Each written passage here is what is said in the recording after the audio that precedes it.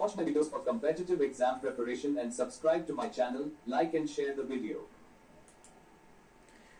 यह वीडियो समीक्षा के तौर पर पेश करना है।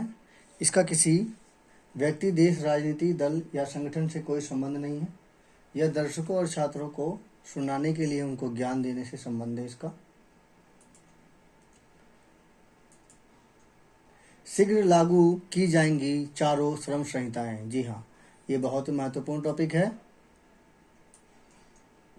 भारत के कार्यबल के ऐसे औपचारिक रोजगार में तेजी की जगह मिलनी चाहिए जहां उचित वेतन और व्यापक सामाजिक सुरक्षा मिले, जिससे विकास के लाभ से सभी को सुरक्षित और सम्मानजनक आजीविका प्राप्त हो। पुराने श्रम नियमों के बने रहने से गुणवत्तापूर्ण रोजगार देने के उद्यमों की क्षमता आंशिक रूप से प्रभावित हुई। इसी के आलोक में राष्ट्रीय श्रम आयोग ने श्रम सुधारों की जो कल्पना की है वह काफी समय से लंबित थी।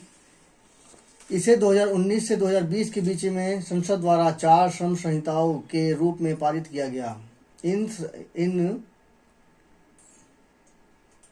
ये संहिताएं देश के श्रम परिदृश्य को आधुनिक बनाने और संरचनात्मक असंतुलनों को दूर करने के लिए एक व्यापक ढांचा प्रदान करती हैं। दर्शकों, पुराने 29 केंद्रीय श्रम कानूनों को सरल और आधुनिक बनाते हुए 4 नई श्रम संहिताओं को निर्माण का उद्देश्य न केवल कानूनों का एकीकृत स्वरूप प्रदान करना है, बल्कि काम को और अधिक निष्पक्ष, सुरक्षित और उत्पादक बनाना है।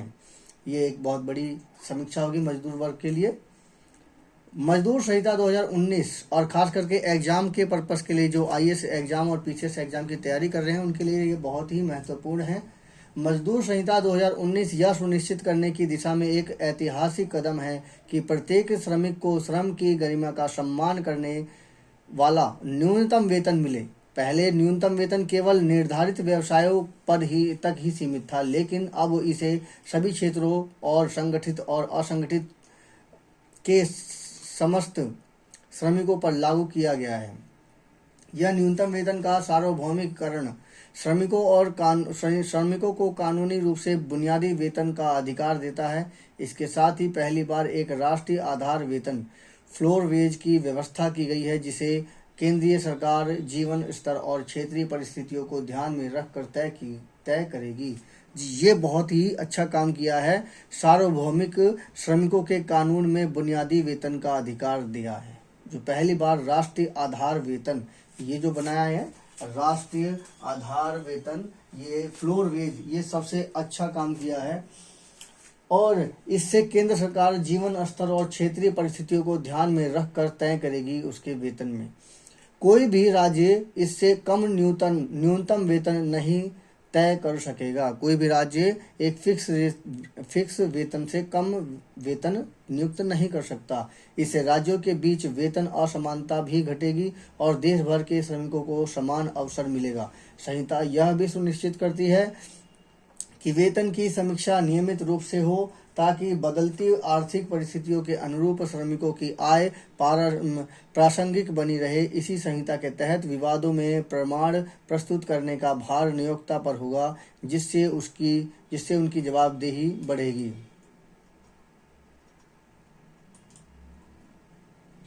सामाजिक सुरक्षा संहिता 2020 स्वतंत्र भारत में जन कल्याण का सबसे समावेशी विस्तारों में से एक है। कर्मचारी भविष्य निधि अधिनियम, कर्मचारी राज्य बीमा अधिनियम और प्रसुविधा अधिनियम सहित 9 प्रमुख कानूनों को मिलाकर यह एकीकृत प्रणाली स्थापित करती है, जो पारंपरिक और नए दोनों प्रकार के कार्यों को कवर करती है। पहली बार गिग श्रमिकों और असंगठित क्षेत्र के श्रमिकों को राष्ट्रीय कार्यबल का हिस्सा माना गया है। ये सबसे अच्छा काम किया है कि पहली बार गिग श्रमिकों को और असंगठित क्षेत्र के श्रमिकों को राष्ट्रीय कार्यबल का हिस्सा माना गया है। प्रत्येक श्रमिक को पंजीकृत किया जाएगा, जिससे उसे एक विशिष्ट सामाजिक सुरक्षा संख्या जारी की जाएगी, जिससे स्वास्थ्य बीमा, पेंशन और मातृत्व सहायता जैसे लाभ का सीधा वितरण संभव हो सके। ये बहुत अच्छा काम किया है। व्यावसायिक सुरक्षा, स्वास्थ्य और कार्य दशाएं संहिता 2020 राष्ट्र का निर्माण करने वालों के प्रति से देखभाल और जिम्मेदारी का एक संदेश है। प्रतिष्ठान की परिभाषा को व्यापक बनाकर यह संहिता उन लाखों लोगों को सुरक्षा प्रदान करती है जो पहले सुरक्षा कानूनों को दायरे में नहीं आते थे। प्रत्येक कर्मचारी को अनिवार्य रूप से निर्धारित प्रारूप में नियुक्ति पत्र प्रदान किए जाएंगे, जिसमें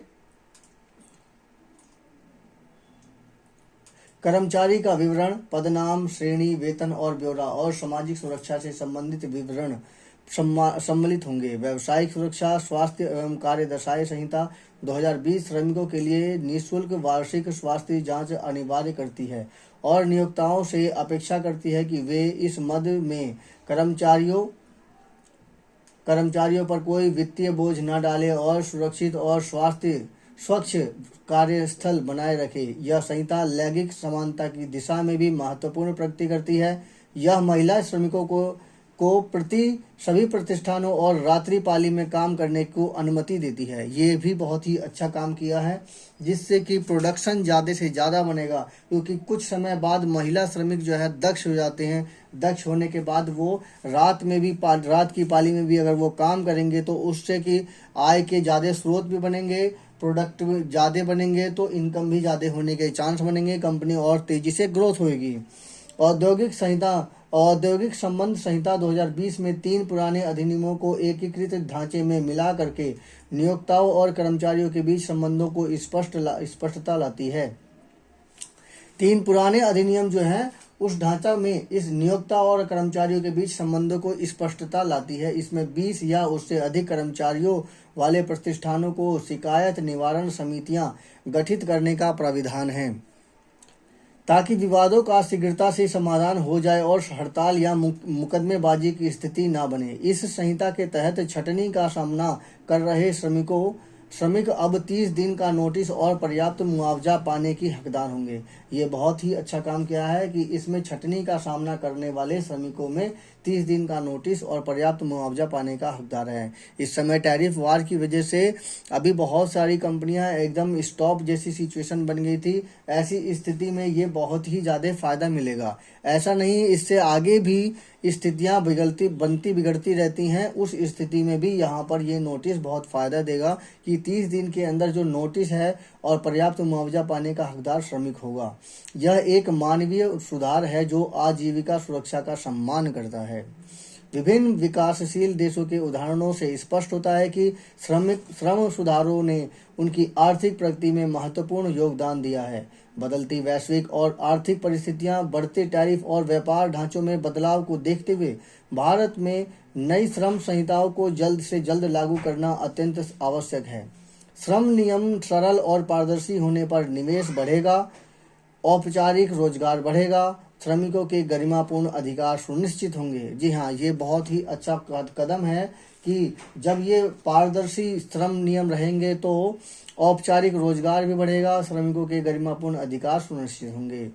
और सबसे बड़ी बात, ऐसी स्थिति में बाहर के जो कंपनियां होंगी हमारे देश में इन्वेस्टमेंट करेंगी, क्योंकि वो देखेंगे कि श्रमिकों को काफ़ी ज़्यादा अच्छा सिचुएशन है। तो ऐसी स्थिति में बाहर की कंपनियां भी आने का ज़्यादा चांस हो जाते हैं, जैसा कि अभी चीन में भी होता है।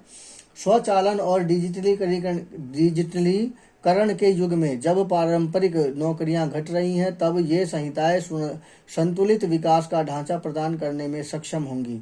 चारों श्रम संहिताएं उस महत्वाकांक्षा की रीढ़ हैं जिनमें आर्थिक गतिशीलता को सामाजिक न्याय के साथ जोड़कर एक विकसित भारत, आत्मनिर्भर राष्ट्र बनाने की कल्पना की गई है। तो ये वो इम्पोर्टेंट पॉइंट है जिससे कि हमारा एक नौकरी पेशे के समय में जो हमारे साथ जो दिक्कतें आती हैं वो किस तरह से सुलझाई जाएं, उसको किस तरह से सॉल्व किया जाए, यहाँ पर वो दिखाया गया है। श्रम सुधार हमारे दैनिक जीवन के लिए भी बहुत ही महत्वपूर्ण है। ना तो हमारे दैनिक जीवन के अलावा हमारे कार्य कुशलता में भी बहुत ही महत्वपूर्ण योगदान देते हैं। श्रम की जो महत्व है अच्छी कंपनियों में काम करने वक्त वहाँ पता चलता है कि श्रम की क्या वैल्यू है। और ऐसी स्थिति में अगर ये कानून अगर पास हो जाता है तो इससे श्रमिकों को बहुत ही ज़्यादा बेनिफिट मिलेगा।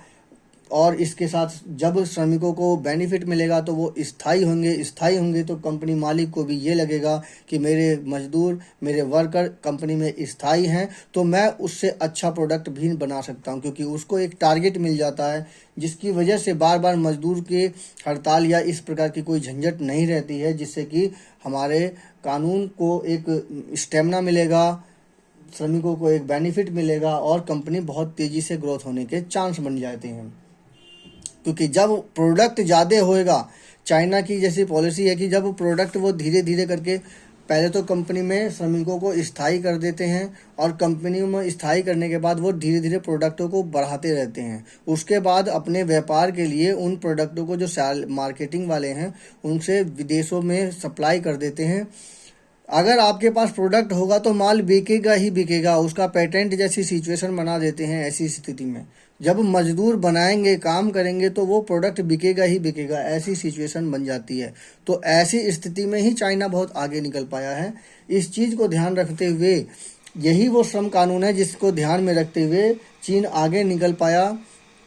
हमें भारत सरकार को और बाकी प्राइवेट कंपनियों को भी ये ध्यान रखना चाहिए कि हमें अगर चीन की टक्कर में लाना है तो चीन के कानून और भारतीय कानून में दोनों में कंपैरिजन करके बेहतरीन करने की कोशिश की जाए, जिससे कि बहुत ही अच्छा रिजल्ट मिल सके और हम व्यापार के मामले में बहुत अच्छा प्रदर्शन कर सकें। मेरी समीक्षा कैसी लगी कृपया कमेंट कीजिए और बताइए। धन्यवाद।